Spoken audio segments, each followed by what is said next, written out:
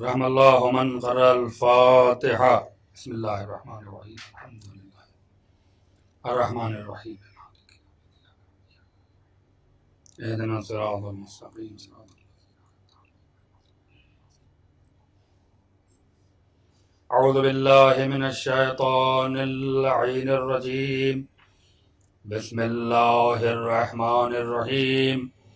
الحمد لله الذي هدانا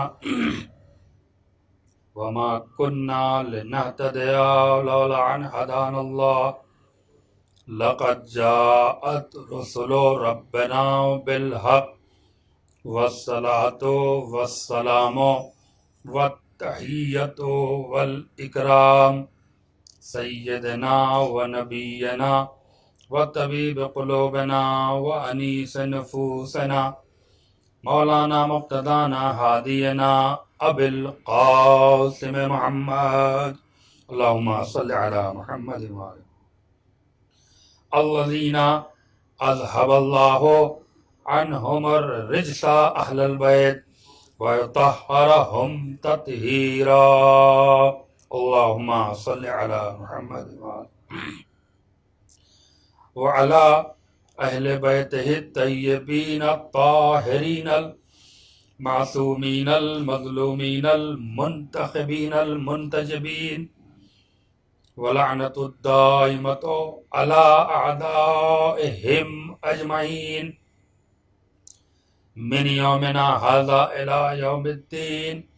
آمين يا رب العالمين. أما بعد فقد قال سبحانه تبارك وتعالى في محكم كتابه المبين وهو أصدق الصادقين وقوله الحق.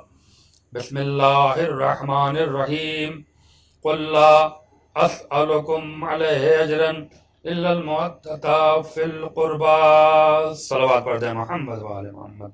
اللهم صل علی محمد.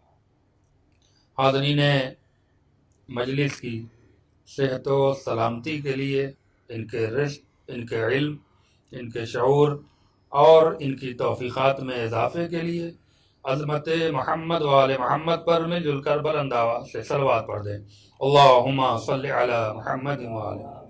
منتظمین مجالس، اراکین مجالس، معاونین مجالس کی بھی صحت و سلامتی کے لیے، ان کے رزق، ان کے علم، ان کے شعور اور ان کی توفیقات میں اضافے کے لیے پوری دنیا میں امام حسین علیہ السلام کی عزاداری ہو رہی ہے، کربلا کا غم منایا جا رہا ہے. ان تمام عزاداروں کی جان، مال، عزت، آبرو کی حفاظت کے لیے ایک بار پھر مل جل کر عظمت محمد والے محمد پر صلوات پڑھتے ہیں. اللہم صلی علی محمد والے. پروردگار عالم قیامت تک باقی رہنے والی کتاب قرآن مجید کے سورہ شورا میں اپنے محبوب ترین پیغمبر حضور سرور کائنات حضرت محمد مصطفیٰ صلی اللہ علیہ وآلہ وسلم کے وسیلے سے اپنے محبوب بندوں تک ایک اہم ترین پیغام پہنچا رہا ہے. ارشاد رب العزت ہے قُلْ لَا أَسْأَلُكُمْ عَلَيْهِ أَجْرًا. میرے حبیب میرے بندوں سے کہہ دو کہ ان کا پروردگار ان سے ان کی پوری زندگی کی اجرت، ان کو دی ہوئی ہماری تمام نعمتوں کی اجرت کچھ بھی نہیں چاہتا. إِلَّا الْمُوَدَّةَ فِي الْقُرْبَى. اگر بندوں کی جانب سے پروردگار کو کچھ چاہیے تو یاد رکھو انہیں دولت ان کی نہیں چاہیے، حکومت نہیں چاہیے، تخت و تاج نہیں چاہیے، شان و شوکت نہیں چاہیے، عیش و آرام نہیں چاہیے. اگر بندوں کی جانب سے پروردگار کو کچھ چاہیے تو صرف اور صرف محبت آل محمد چاہیے. قرآن اور فضائل محمد و آل محمد کے عنوان سے یہ عشرہ آج اپنے 5ویں مرحلے میں داخل ہو چکا ہے. کل مجلس جہاں پہ ختم ہوئی تھی اسی سلسلہ خطاب کو آگے بڑھا کر آج آپ کی زحمت کو تمام کر دوں گا کہ پروردگار عالم سب کچھ دینے کے بعد اگر بندوں سے کچھ مانگ رہا ہے تو صرف محبت آل محمد مانگ رہا ہے. اس کا مطلب واضح ہو گیا کہ ساری چیزیں ایک طرف اور محبت آل محمد ایک طرف. اسی لیے پروردگار عالم نے لفظ معدت کا استعمال کیا. صاحبان علم تشریف فرما ہیں، اہل نظر تشریف فرما ہیں، ماشاء اللہ سے بہت سے ایسے افراد ہیں جو مسلسل علماء، ذاکرین اور خطبہ کی مجلس سے فیضیاب ہوتے رہتے ہیں. تھوڑا سا دو جملے کے لیے زحمت دوں گا اور توجہ کا طالب ہوں کہ پروردگار عالم نے لفظ محبت نہیں مانگا، معدت مانگا ہے. اس کا مطلب ہے اس نے یہ نہیں کہا ہے کہ اہل بیت سے محبت کرو، اس نے کہا اہل بیت سے معدت کرو. محبت اور معدت کے مسئلے میں بہت سارے علماء مفسرین نے اور دانشور حضرات نے اس کی بہت تفصیلی طور پہ وضاحت فرمائی ہے. بہت کم لفظوں میں تھوڑا سا فرق بیان کر کے اپنی مجلس کو آگے بڑھاؤں گا. توجہ کا طالب ہوں کہ اللہ نے محبت نہیں مانگی ہے بلکہ معدت مانگی. اس کا مطلب یہ ہوا کہ محبت میں اور معدت میں کچھ نہ کچھ فرق ہے جو پروردگار عالم اپنے بندوں کو بتانا چاہ رہا ہے. کیا آیت ہے؟ آیت معدت، قُلْ لَا أَسْأَلُكُمْ عَلَيْهِ أَجْرًا إِلَّا الْمَوَدَّةَ فِي الْقُرْبَى. پیغمبر مجھے اہل بیت کی معدت چاہیے. اللہ اکبر. تو علماء مفسرین نے اور دانشور حضرات نے، اہل نظر نے جو اس کی وضاحت میں فرق اور تفسیر بیان کی ہے وہ چند جملوں میں آپ ملاحظہ فرما لیں کہ اللہ نے معدت نہیں مانگی، محبت نہیں مانگی، معدت مانگی. اس لیے کہ محبت میں معرفت کی شرط نہیں ہے. محبت ایک فطری تقاضا ہے. اللہ اکبر. بے لوث کسی سے محبت ہو جاتی ہے. ضروری نہیں ہے کہ آپ اس کی پوری ڈیٹیل جانتے ہوں، آپ اس کی تفصیلات جانتے ہوں، آپ اس کا خاندان جانتے ہوں، آپ اس کا نیچر جانتے ہوں، آپ اس کی عادات جانتے ہوں، آپ اس کی حرکات و سکنات سے واقف ہوں. لیکن ایک شے خوبصورت سی سامنے آئی اور فطری تقاضے نے مجبور کیا اور اس کو اس سے محبت ہو گئی. یہ ہے محبت کا فلسفہ. اللہ نے اس طرح سے اہل بیت علیہ السلام سے محبت کرنے کو ہمیں نہیں کہا. اس نے معدت رکھا ہے کہ معدت جب تک معرفت حاصل نہیں ہو سکتی کسی بھی انسان کو معدت حاصل نہیں ہو سکتی. محبت کے بہت سارے درجات ہیں، بہت سارے مراتب ہیں اور ہر محبت کا اپنا ایک معیار ہے، اپنا ایک کمال ہے. بھائی بھائی کی محبت یہ الگ معیار ہے، الگ کمال ہے. اس محبت کو کسی محبت کی نظیر نہیں بنائی جا سکتی، اسے مثال نہیں بنائی جا سکتی. جب بھی مثال دی جائے گی تو بھائی اور بھائی کی محبت کی دی جائے گی. باپ بیٹے کی محبت، بہن بھائی کی محبت، ماں بیٹے کی محبت، باپ بیٹے کی محبت، پڑوسی کی محبت، استاد اور شاگرد کی محبت، بہن بہن کی محبت، ماں بیٹی کی محبت. یہ سارے محبت کے درجات و طبقات ہیں جہاں پروردگار عالم ہر محبت کو ایک کمال کی منزل میں رکھ کر بیان کر رہا ہے کہ استاد کی محبت کا ایک الگ معیار ہے، باپ کی محبت کا ایک الگ معیار ہے، ماں کی محبت کا ایک الگ معیار ہے، بہن کی محبت کا ایک الگ معیار ہے، زوجہ اور شوہر کی محبت کا ایک الگ معیار ہے. اور ان تمام محبتوں کو ایک دوسرے کی محبت کی نظیر اور مثال نہیں بنا سکتے کہ مثلا بھائی بھائی کی محبت کو بہن بہن کی مثال کے سامنے رکھا جائے. وہ نہیں. جب بھی مثال ہوگی تو بھائی بھائی کی ہوگی. آپ نے غور فرمایا اتنے سارے درجات ہیں، طبقات ہیں، لیکن اللہ نے اہل بیت سے محبت نہیں معدت مانگی ہے. تاریخ میں ملتا ہے کہ کسی نے کسی معصوم سے سوال کیا کہ محبت اور معدت میں کیا فرق ہے. امام نے ارشاد فرمایا جہاں ساری محبتیں ختم ہوتی ہیں وہیں سے معدت کی ابتدا ہوتی ہے. ایک صلوات پڑھ دیں محمد و آل محمد پر. اللہم صلی علی محمد و آل.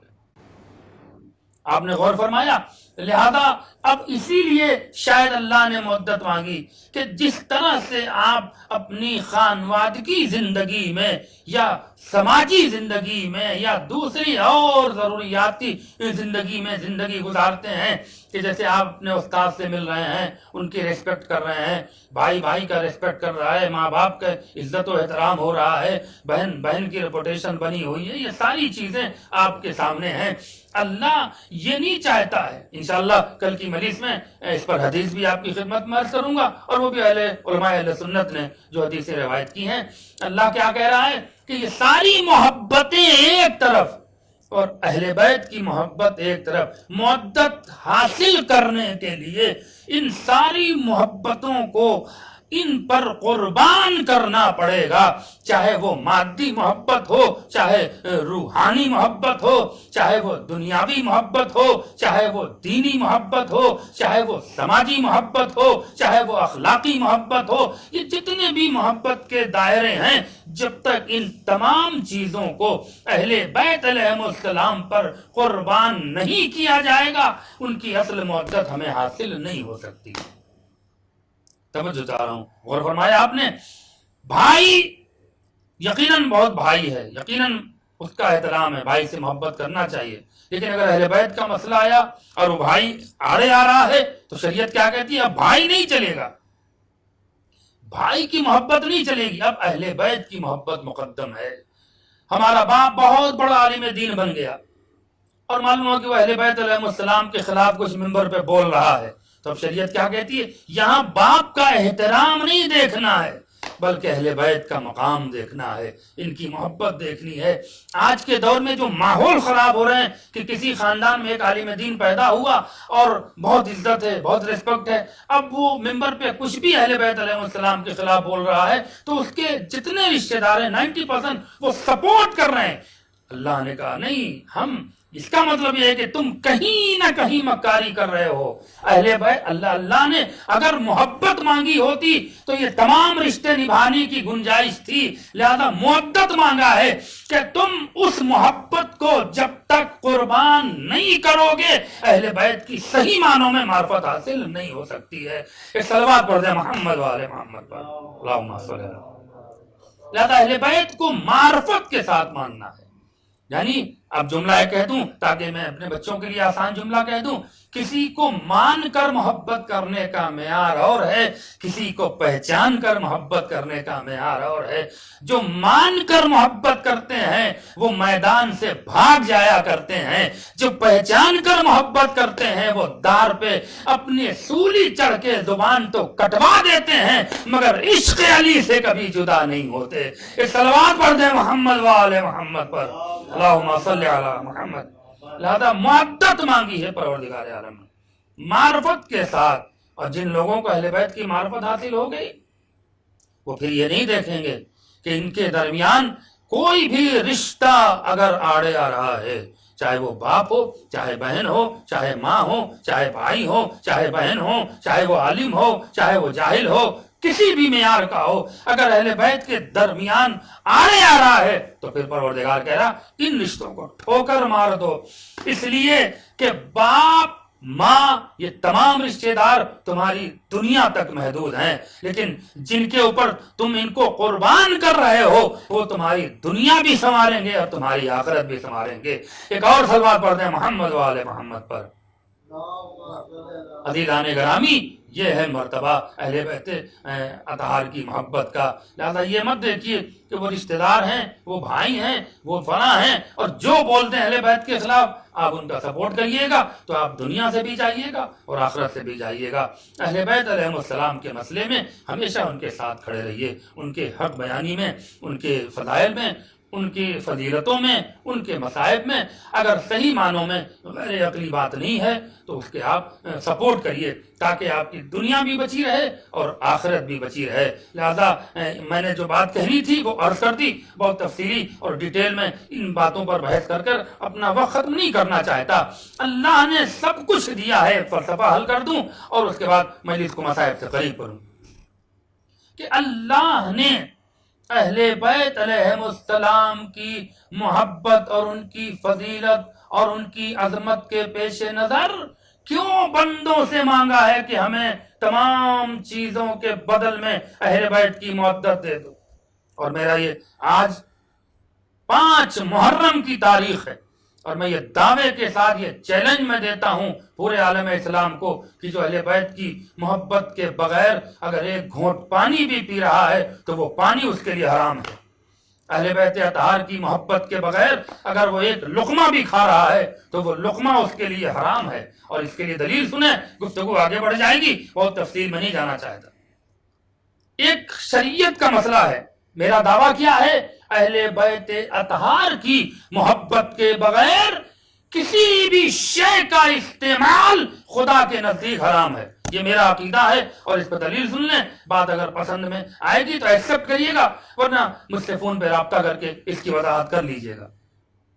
کوئی بھی شے کا استعمال اہل بیت اطہار کی محبت کے بغیر ہر بشر پہ حرام ہے. اللہ نے اسی نظام کے ماتحت دنیا میں ہمیں بھیجا ہے. اس کے لیے ایک شریعت کا مسئلہ سمجھ لیں اور شاید بات میری مکمل ہو جائے اور گفتگو میرے مصائب سے قریب ہو جائے. شریعت میں ایک چیز ہے ہبہ. بچوں کو کہتا ہوں ہبہ مانگنے والے نے مانگا نہ ہو، دینے والا اپنی مرضی سے دے رہا ہو کہ بھائی یہ میں نے ہبہ کیا. ہبہ دینے والے کا اختیار اس پہ ختم ہو جاتا ہے اور لینے والے کا اختیار اس پر پورا ہو جاتا ہے. یہ ہے شریعت میں ہبہ. مثلا میری جیب میں ایک پن ہے اور ایک صاحب کو بڑی اچھی لگی. بھائی کیا کہنا، بڑی اچھی پین ہے سیف صاحب آپ کے پاس. آؤ. سیف صاحب بیچارے محبت میں خوش ہوئے. انہوں نے کہا لیجئے میں نے آپ کو دے دیا. انہوں نے مانگا نہیں تھا لیکن انہوں نے ارے نہیں میں نے ایسے ہی کہا تھا کہ نہیں میں خوشی سے آپ کو دے رہا ہوں، یہ پین آپ رکھ لیجئے. ایک چھوٹی سی مثال دے رہا ہوں، بہت ساری چیزیں مثال کے لیے تھی لیکن مثال دے رہا ہوں. وہ رکھ لیا. یہ ہے ہبہ. توجہ ہے نا. میں اگر ہبہ بشرط ہے تو جب تک اس شرط پہ عمل نہیں ہوگا اس چیز کا استعمال حرام ہوگا. اور اگر غیر مشروط ہے، اس پہ کوئی شرط نہیں ہے، تو پھر آپ چاہے جیسے استعمال کریں. اب مثلا بھائی آسٹریلیا ظاہر ایک ترقی یافتہ دور میں ایک بہت بڑے شہر کا نام ہے. سڈنی ایک بہت بڑے شہر کا نام ہے. آپ لکھنؤ میں آئیے، نوابوں کا شہر تھا انڈیا میں. لکھنؤ ایک بڑا مرکزی شہر ہے، نوابوں کا شہر مانا جاتا ہے. ان نوابوں کے شہر میں نوابوں کے پاس بہت بڑی پراپرٹی تھی. یہاں سے دلیل دے رہا ہوں اور پورے مجمع کی توجہ چاہ رہا ہوں. میں نے بات جو کہی ہے وہ ذہن میں رکھیے گا کہ اہل بیت اطہار کی محبت کے بغیر دنیا کی ہر شے کا استعمال حرام ہے. دلیل سن لیجیے اور مجلس اپنے آخری مرحلے سے قریب ہو رہی ہے. نواب صاحب تھے، ایک نواب ناولد تھے، ان کی اولاد نہیں تھی، ایک خادم تھا، وہ خدمت کیا کرتا تھا، ان کی بڑی پراپرٹی تھی. جب مرنے لگے تو انہوں نے خادم کو خوش ہو کر کہا کہ بھائی یہ زمین، یہ گھر، یہ مکان، یہ جائیداد، یہ سب کچھ ہم نے تجھے ہبہ کیا. لیکن ایک شرط کے ساتھ. توجہ رہے میرے عزیزو، پورے مجمع کی توجہ چاہتا ہوں. مگر ایک شرط ہے. وہ شرط یہ ہے کہ جب تک اس گھر میں رہنا امام حسین کی عزاداری کرتے رہنا. اب ہبہ اس نے کیا، اس کو اختیار دیا، اس کی ملکیت میں اپنی ساری پراپرٹی ٹرانسفر کی، سونپ دیا. لیکن ایک شرط لگا دی اس نے. کیا شرط لگائی؟ کہ جب تک اس گھر میں، میرے گھر میں رہنا، مجلس حسین کرتے رہنا. اب شریعت کیا کہتی ہے؟ چاہے وہ مالکی کی شریعت ہو، چاہے وہ شافعی کی شریعت ہو، چاہے حنبلی کی شریعت ہو، چاہے جعفری شریعت ہو. آئیے ان کی لائبریریوں میں جائیے، ان کو علماء سے پوچھیے. یہ سب کے سب یہ کہتے ہیں کہ جب تک اس شرط پہ عمل نہیں ہوگا اس گھر کا پانی پینا بھی اس کے لیے حرام ہوگا. چونکہ اس نے شرط رکھی کہ جب تک میرے گھر میں رہنا، مجلس حسین کرتے رہنا. اس نے مجلس حسین کی وہ ساری چیزیں اس گھر میں، اس کا چلنا جائز، اٹھنا جائز، کھانا جائز، سونا جائز، پینا جائز، ہر شے کا استعمال جائز. میری بات مکمل ہو گئی، دلیل آپ تک پہنچ رہی ہے. اسی طرح پروردگار عالم نے اس کائنات کو بنا کر بندوں کو ہبہ کیا. زمین ہبہ کی، آسمان ہبہ کیا، سورج ہبہ کیا، چاند اور ستارے ہبہ کیے، دریا، پانی، یہ ساری چیزیں ہبہ کی. مگر ایک شرط رکھی کہ جب تک میری دنیا میں رہنا اہل بیت سے محبت کرتے رہنا. اب یہ شرط کے ساتھ جو جیے گا اس کے لیے ہر شے کا استعمال جائز ہوگا. اس کے لیے سونا جائز، اٹھنا جائز، چلنا جائز، کھانا جائز، پینا جائز. لیکن جو اس شرط کو توڑ کے جی رہا ہے اس کے لیے اٹھنا حرام، بیٹھنا حرام، چلنا حرام، سونا حرام، کھانا حرام، پینا حرام.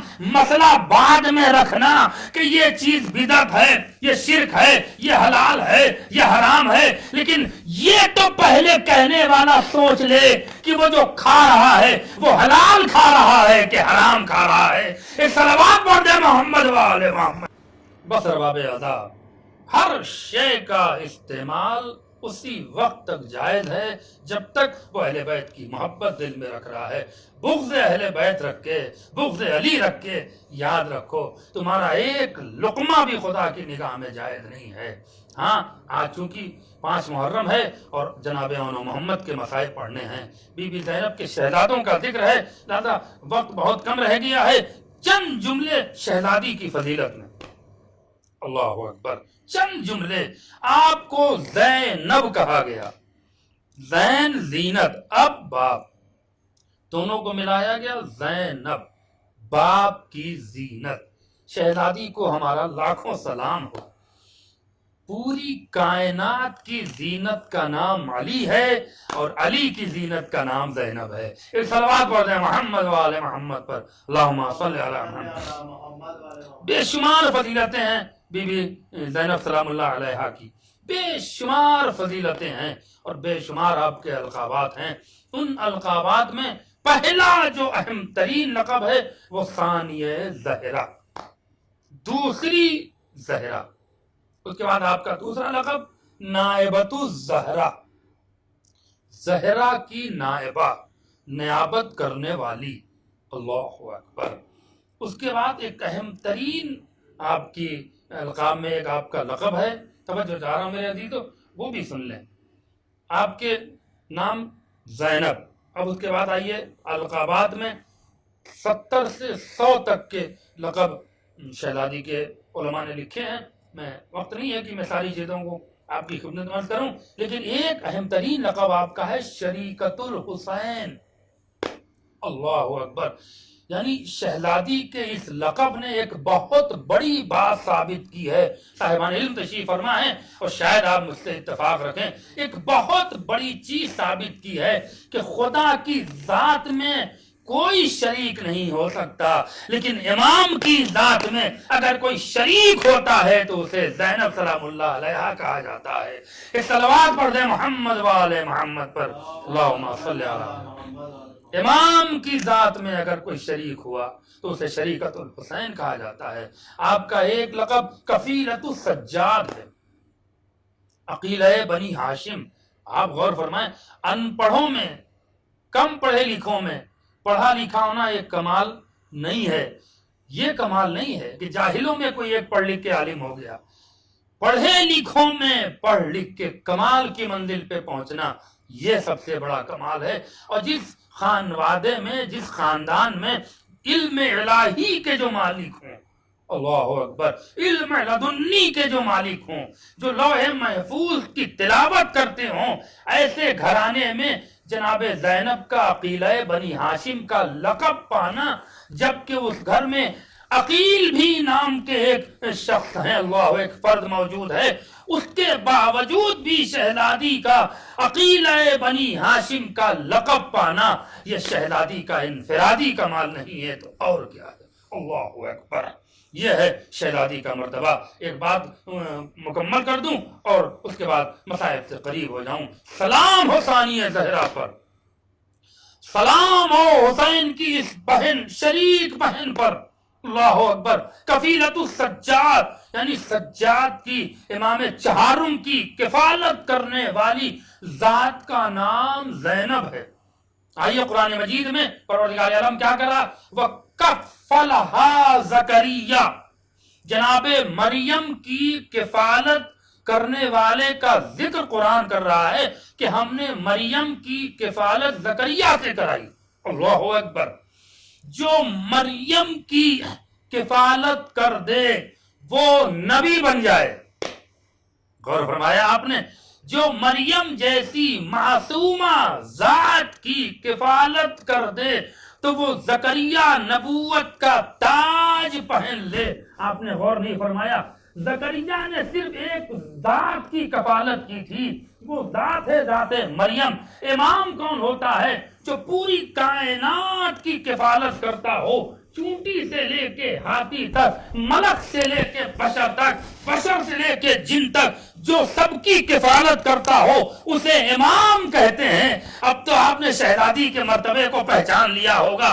جو پوری کائنات کی کفالت کرے، اسے سجاد کہتے ہیں، اور جو امام سجاد کی کفالت کرے اسے شہزادی زینب کہتے ہیں۔ اس صلوات پڑھ دیں محمد و آل محمد پر۔ یہ ہے شہزادی زینب کا مرتبہ، اسی لیے حسین کے ساتھ کربلا تک آئیں۔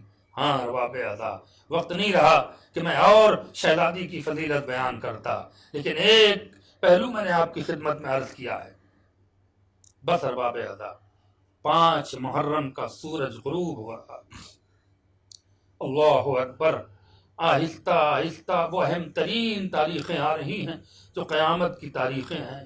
ہاں ارباب اعضاء، آج ان 2 نونہال بچوں کا مسائل پڑھنا ہے کہ جن کی ماں نے اپنی اولاد کو اپنے بھائی پہ فدا کر دیا۔ مقتل کی کتابوں میں ملتا ہے، بس خدا آپ کو کوئی غم نہ دے سوائے غم کربلا کے۔ ہاں ارباب اعضاء، رونے کے لیے آمادہ ہو جائیں۔ جب تک آپ نہیں روئیے گا مجلس میں آنے کا کوئی فائدہ نہیں ہوگا، اس لیے کہ شہزادی آپ کے آنے کو نہیں دیکھتی ہیں، وہ یہ دیکھتی ہیں کہ آنے والے نے ہمارے رومال میں آنسو کتنے دیے ہیں۔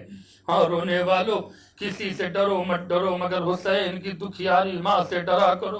جب بھی مجلس میں آیا کرو 2 قطرے آنسو بی بی کے رومال میں دے کر جایا کرو، اس لیے کہ پھر بی بی جسے دعائیں دے دیں گی اسے دنیا میں اس کا کچھ نہیں ہونے والا۔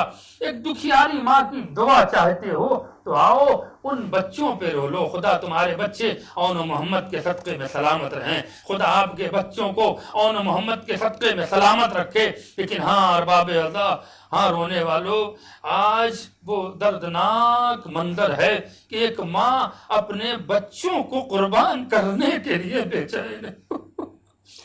دنیا کی مائیں اپنی اولاد کو بچانے کے لیے دعا کرتی ہے کہ میرا بچہ سلامت رہے۔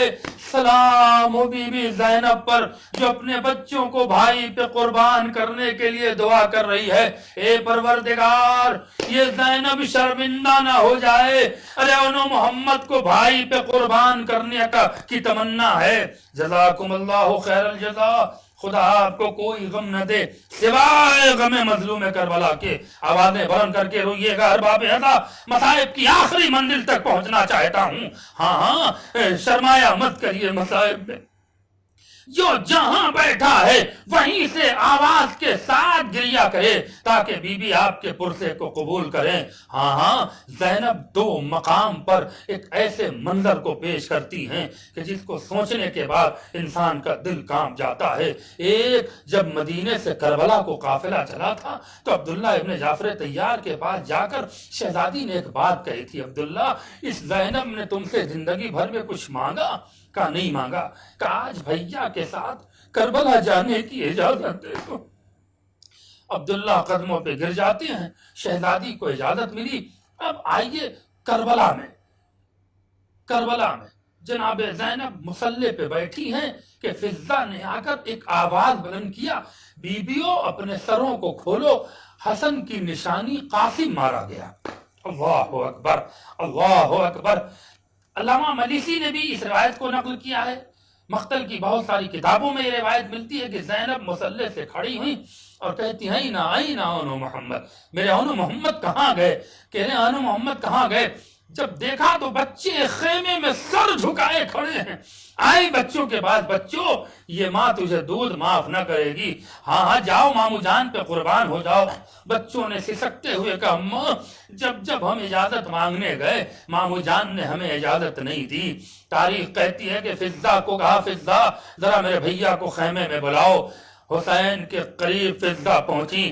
تاریخ لکھتی ہے کہ حسین نے سینے پہ ہاتھ رکھا اور حسین کو خبر تھی کہ اب خیمے سے واپس آؤں گا تو انہوں محمد کو اجازت دے کے آؤں گا، اب ہمیں کوئی روک نہ پائے گا۔ بی بی زینب آ گئی، حسین سر جھکا کے خیمے میں آئے۔ اب جو زینب نے جملہ کہا ہے وہ سننے عزادارو، مجلس تمام ہو رہی ہے۔